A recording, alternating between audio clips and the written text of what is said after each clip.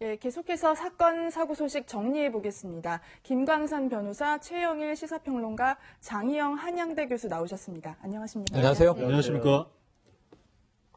네, 이 시간 한랭킹 세 번째 확인해 보도록 하겠습니다.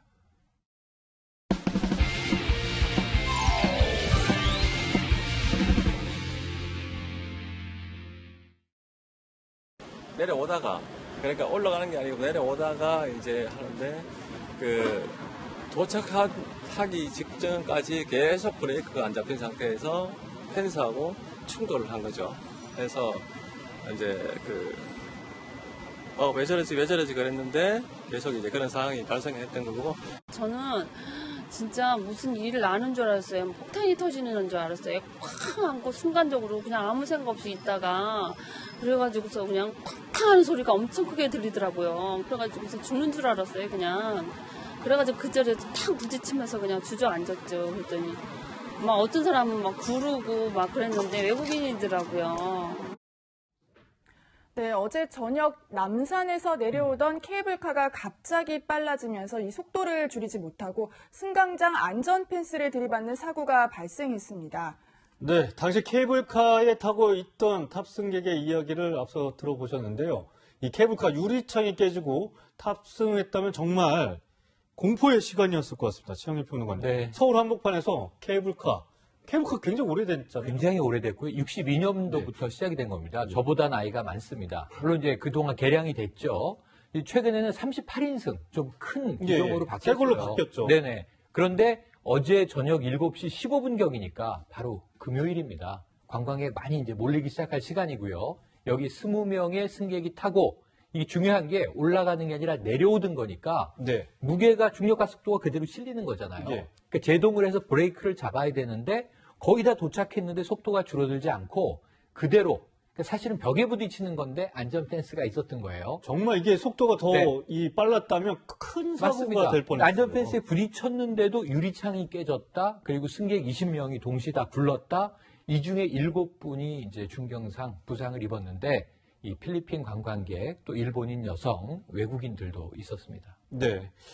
이 안전과 관련된 사고인 만큼 이제 이 현장에 대한 철저한 조사가 이루어져야 될 텐데 저는 김광산 변호사님 케이블카 이게 조작 미숙 가능성이 좀 나오고 있는데 이게 자동화가 안 돼 있나 보죠. 이게 조작을 누군가가 해야 되는 아마 거예요? 그런가 봐요. 그래서 원칙적으로 이제 케이블카와 관련된 고장 아니면 작동 미수 이제 그런 걸로 해서 가끔 우리가 언론을 통해서 이제 사고 난 경우가 있잖아요. 예. 네. 아마 이 남산 케이블카는 수동으로 조작한 걸로 알려져 있거든요. 그러면 수동으로 조작하면 이제 제어실에서 케이블카가 도착하면 어느 정도의 지점부터 속도를 줄일 것인지 그걸 하는 것으로 보입니다. 그래서 그걸 수동적으로 조작하는데 지금 나오는 얘기는 그 조작하는 사람이 전방 주시를 안 했다는 거예요. 네. 그러니까 계속적으로 케이블카 이동 현황을 보면서 어느 지점에 왔을 때는 속도를 줄여야 한다. 이제 그런 작동을 했어야 하는데 그걸 안 해서 사고가 난 것이 아닌가 그렇게 지금 경찰이 보고 있는 것 같습니다. 그래서 이 부분에 대해서는 사실은 본인 자체가 우리가 자동차를 운전하는 것처럼 자동차 일종의 업무거든요. 예. 그렇죠. 그런데 그걸 전방주시 태만해서 사고가 나면 거기에 대한 책임을 지는데 이런 경우도 마찬가지죠. 자기의 업무상 과실이 있는 거예요. 계속적으로 케이블카를 보면서 작동 조작을 잘 해야 하는데 그걸 보지 않고 뭐 다른 것을 봤다든지 전방주시를 태만히 했다고 한다면 당연히 업무상 과실 치상의 죄를 물을 수 있는 거죠. 근데 저도 뭐 케이블카 몇 번 타봤거든요. 네. 근데 케이블카의 특징은 굉장히 경사가 가파릅니다. 그리고 좌석에 앉아서 뭐 안전벨트를 하는 게 아니고 서 있죠. 그렇죠. 그 남산 케이블카는 보면 올라갈 때도 그렇고 내려갈 때도 그렇고 탈 사람이 굉장히 줄을 서서 많이 있어요. 예. 그래서 한 명이라도 더 타려고 하는 경향이 있기 때문에 이게 사실은 다른 케이블카보다도 훨씬 더 안전이 담보가 돼야 하는데 이번에는 뭐 그런 부분이 좀 미숙해서 사고가 난 것으로 보입니다. 2차, 3차 안전장치도 있어야 될 것 같다는 생각이 좀 드네요. 네.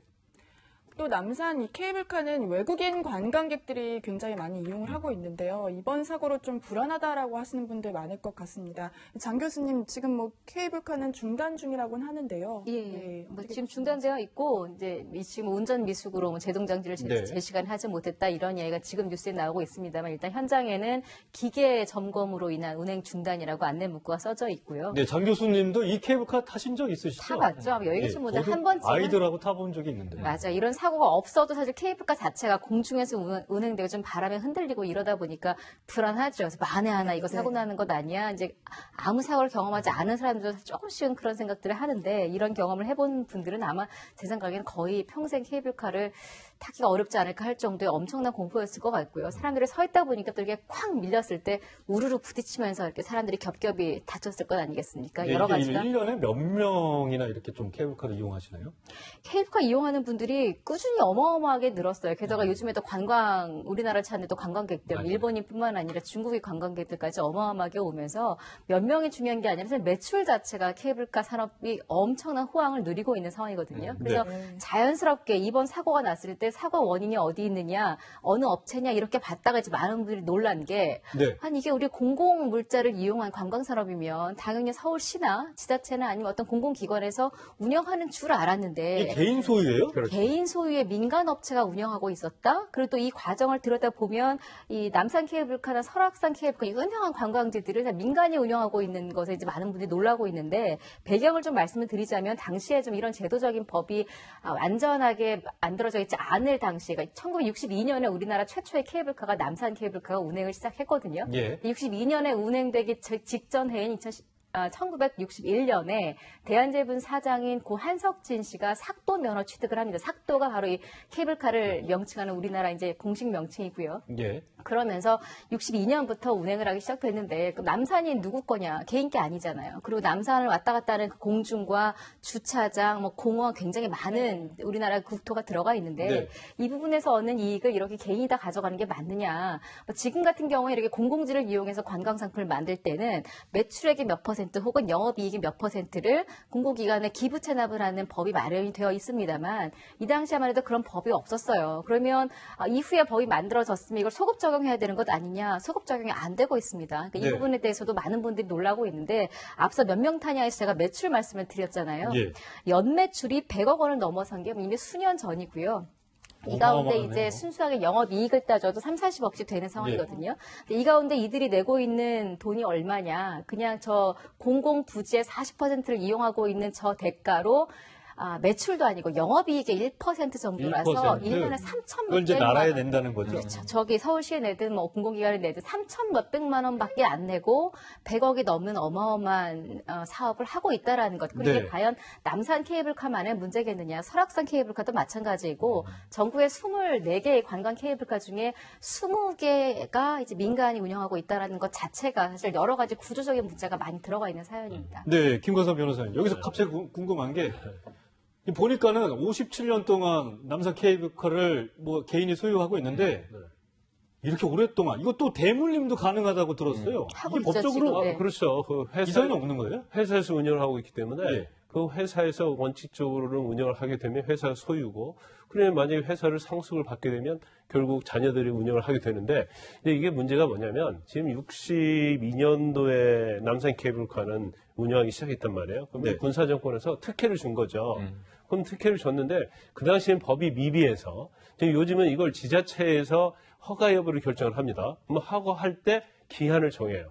언제까지 하고 그다음에 매출 아니면 이익의 몇 퍼센트를 기부하도록 되어 있거든요. 네. 근데 그 당시 그런 법 규정이 없었고 1980년도에 자연공업법이라는 법이 제정이 됐어요. 그래서 거기에서는 이러한 특혜를 줄 때는 여러 가지 까다로운 조건을 해서 주기 때문에 결과적으로 이익을 지자체와 아니면 뭐 지자체 시민들과 나누는 그런 구조인데 그때는 그런 게 없었다는 거죠. 그런데 제가 좀 의문이 드는 게 자연공업법이 1980년도에 제정이 됐다 하더라도 그거에 허가 받을 때 그러한 조건을 붙인다고 하면 전에 이미 허가 난 거잖아요. 그렇다 하더라도 그 이후에 이익을 환수하는 데 있어서는 소급 적용을 할 수 있다고 봐요. 충분하게. 근데 그런 것들에 대해서 국회에서 별 신경을 쓰지 않았을 가능성이 크다. 그러면 지금이라도 국가의 어떤 공공 자산을 이용하는 거잖아요. 아까 말씀드린 그 남산이나 설악산 같은 경우에는 국립공원의 부지를 이용하는 것이기 때문에 당연히 어떤 이익의 어느 정도는 국가에 환수하는 그런 제도가 마련돼야겠죠. 게다가 이번 예. 사건의 본질과는 조금 다르지만 앞서 제가 남산 케이블카 같은 경우에는 고 한석진 씨가 면허 취득을 해서 아들에게 되물림이 되지 않았습니까? 그 아들이 지금 공동대표로 있는 한광수 씨고 공동대표라는 이름은 또 한 명의 대표 이기선 씨가 있는데 다 집안이에요. 아내가 감사로 있고 아내가 이 씨거든요. 근데 문제는 그 한광수 씨의 국적이 미국입니다. 우리나라가 아니고 한광수 씨가 지금 두 아들이 같이 지분을 3시 반 이상을 가지고 있는데 역시 국적이 또 미국이거든요. 이 자체도 또 한 번의 논란이 될 만한 사안이었습니다. 네, 알겠습니다. 어쨌든 본격적으로 이제 여름 휴가철이 시작이 되면서 이 전국에 케이블카, 바다 위에도 케이블카가 운행이 되고 있는데 이런 부분, 안전한 부분 철저하게 점검을 좀 하셔야 될 것 같습니다.